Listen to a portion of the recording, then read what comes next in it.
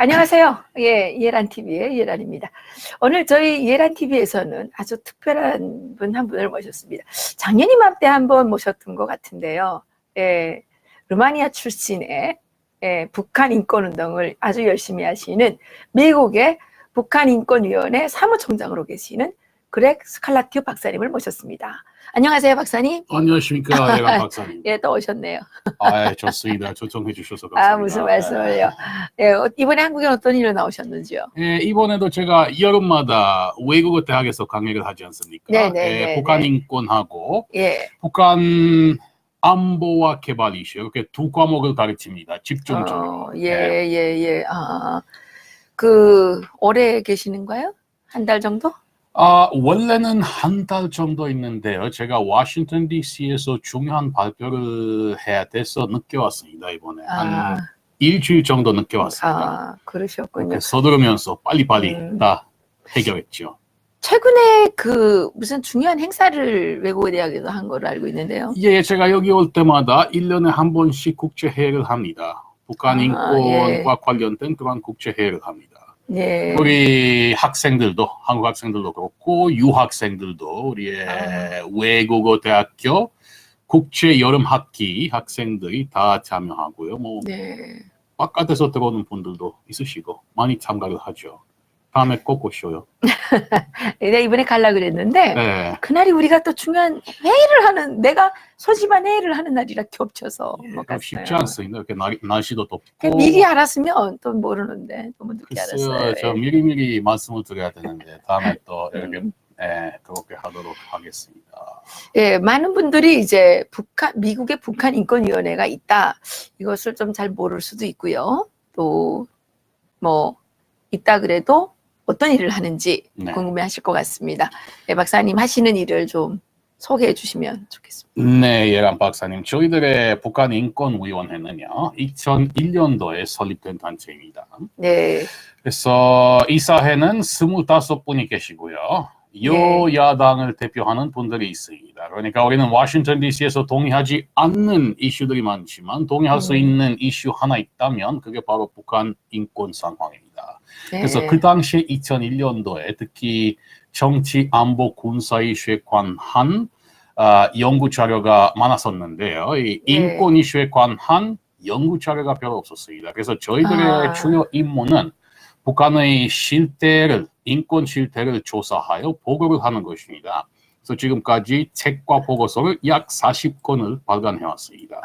물론 연구 단체로 활동을 하고 있지만은 그래도 북한 인권을 중심으로 하기 때문에 변호 활동도, advocacy 활동도 활발히 하고 있습니다. UN 기관에서도 그렇고요.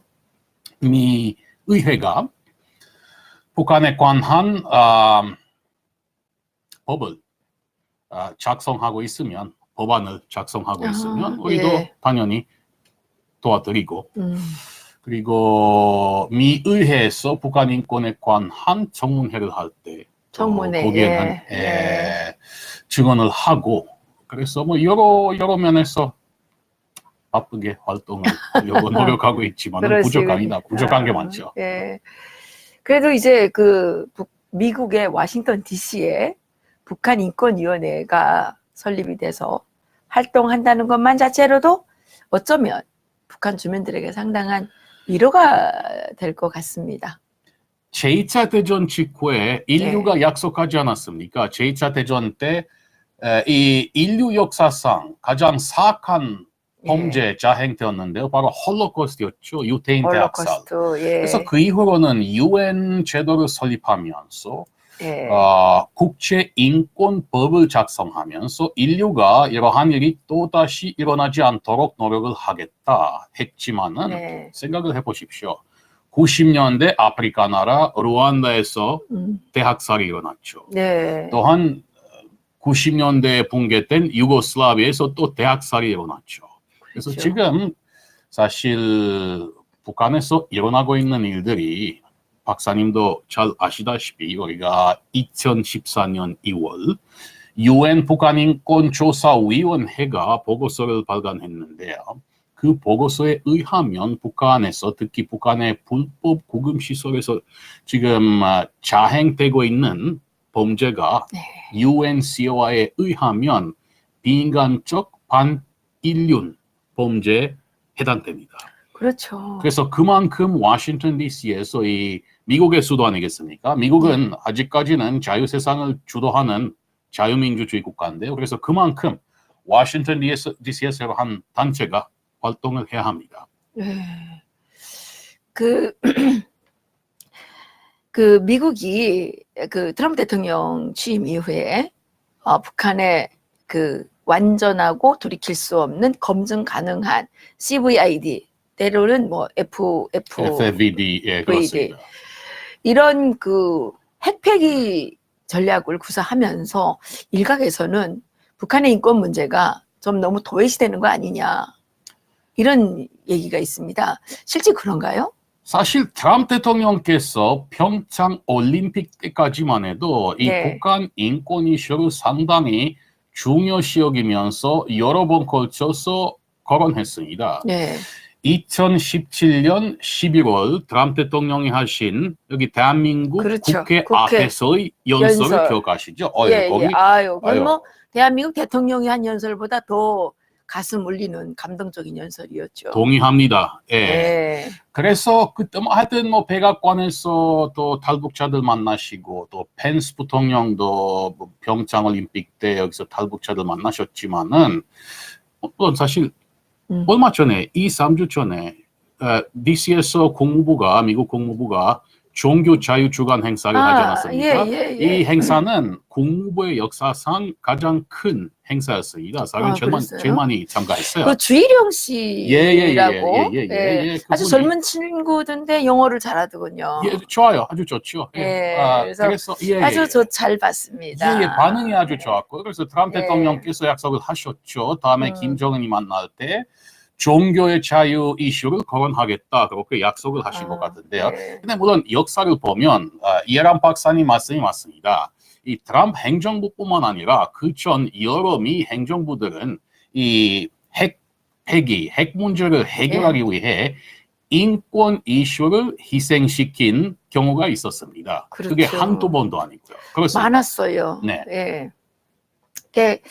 저희들 입장에서는 사실 북한의 그 3대가 김일성, 김정일, 김정은 이 3대가 핵을 개발할 수 있었던 것은 북한의 인권을 참혹하게 탄압했기 때문이고 북한의 3대 세습이 가능할 수 있었던 것도 그조차도 북한 주민들에 대한 인권 탄압이 아주 세기말적인 차원에서 벌어졌기 때문에 가능했다 이렇게 바라보고 있거든요. 그렇습니다.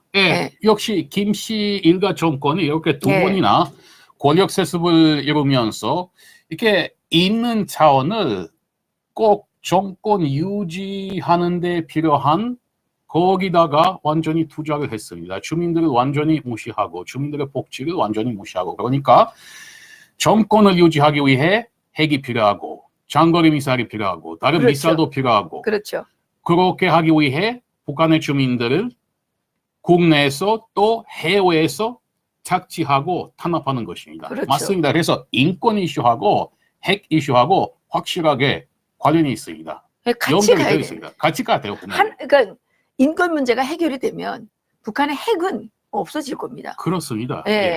그리고 제가 여러 번 그 언론에다 기고한 적도 있는데 사실 북한의 이 젊은 청년들이 핵 개발에 덩어리 되지 않습니까? 네. 거기에서 이 어떤 이 핵에 대한 어떤 이런 뭐 그 안전장치가 전혀 돼 있지 않는 데서 오랫동안 일을 하다 보니까 피폭을 당해서 이게 뭐 지능이 3살짜리로 돌아간 이런 사람들도 있고 엉덩이에 뿔이 나고 이 머리가 다 빠지고 뭐 이런 지금 현상들이 막 나타나고 있거든요. 그리고 이 남자들이 이제 완전히 성이 거세가 돼가지고 이런 일들이 나타나고 있고 저희들이 이제 알고 있기로는 북한에서 핵시설에 투입하는 인력은 정치범들을 투입시키고 나중에 생매장을 한다든지 그 사람들을 아예 다 비밀 처형을 해버리지 않습니까? 이런 것이 정말 전 세계에서 누구도 뭐 상상할 수 없는 엄청난 인권 탄압이라는 말이 너무 약한 것 같아요. 그렇습니다. 뭐 비인간적 범죄로 봐야죠, 완전히. 물론 북한에서는 이거 뭐 핵과 관련된 일을 하는 사람들뿐만 아니라 네. 근로 조건이라 하면 너무나 열악하죠. 그렇죠. 이게 뭐 보건 이게 상상조차 못할 맞습니다. 정도로 상당히 너무나 열악하죠. 그렇죠. 네. 그래서 맞습니다. 그냥 핵폐기만 중심으로 해서는 안 되고 이렇게 좀 원체제를 바라보면서 특히 인권 상황을 바라보면서 이 인권 이슈를 개선해야 그러면은 핵까지 폐기할 수 있을 것입니다. 예, 저도 그렇게 그렇죠. 봐요. 예. 그래서 저희 그 탈북자들은 주로 이제 그 정책 제안을 한다거나 이렇게 할 때 북한에서 가장 중요한 문제는 핵폐기 이전에 인권 문제 해결이다. 이렇게 얘기를 하고 있는데 어떻게 생각하십니까? 저는 당연히 동의하죠. 예, 우리도 그 입장을 계속 변호하고 있는데요. 물론 핵 이슈도 상당히 중요하죠. 이게 수백만 명의 생명이 걸려있는 이슈이기 때문에 그래도 다 같이 거론해야 되고 인권 이슈를 해결하지 못하면 핵은 그렇지 않습니까? 네. 협상을 했다가 또 도발을 하고 도발을 했다가 협상을 하고 왜냐하면 거기서는 정권의 최후의 전략적인 목적이 바로 생존이기 때문에 하루하루, 한 달, 1년 생존하는 거죠, 완전히. 거기는 완전 독재 국가이기 때문에 한 명만 절대주의적인 권력을 가지고 있고 우리는 투표를 해서 뭐 미국도 그렇고 대한민국도 그렇고 투표를 해서 계속 지도자들이 바뀌기 때문에 그쪽에서는 그냥 인내심만 가지고 기다리는 거예요. 아, 예. 그 박사님께서도 그 영국의 보고서를 보셨죠? 봤어요. 예, 심지어 9살짜리 어린아이까지 사이버 섹스 거기에 동원시키고 그 중국의 그 지금 탈북 여성들 특히 그 10대 아이들이 팔려가서 정말 비참하거든요. 트럼프 대통령이 이런 내용은 알고 계십니까? 트럼프 대통령은 글쎄요. 직접 물어본 적이 없어서 잘 모르겠습니다. 근데 트럼프 대통령 이러한 내용도 좀 아시면 좋겠죠. 특히 지금 미중 관계를 보시면 지금 뭐 거의 무역 전쟁을 하고 있는 그런 분위기인데요. 그래서 거기다가 한번 중국에 거주하는 탈북자들도 거기에 이슈화시키는 게 어떨까? 저도 그 생각을 해봤습니다. 물론 통계 자료를 찾기 상당히 어렵지만 특히 중국 내에서 활동하는 교회들에 의하면 한 10만여 명 정도 된다고 하더라고요. 거기에 동의하십니까? 이런 박사님, 그 정도가 될까요? 저 그 정도 더 될 수도 있다고 생각을 합니다. 더 될 수도 있습니까? 그리고 대부분은 한 80% 이상 여성들이죠. 그렇죠. 그런데 이제 정말 가슴이 아픈 것은 이게 10대에 팔려와서 이제 그 조금 영향이 좋아지고 좀 성장하지 않습니까? 그러면 15살, 16살 이때 막 임신이 되는 거예요. 근데 온 동네 남자들이 달라붙어서 성폭행을 하고 이건 21세기에 도저히 일어날 수 없는 일이란 말입니다.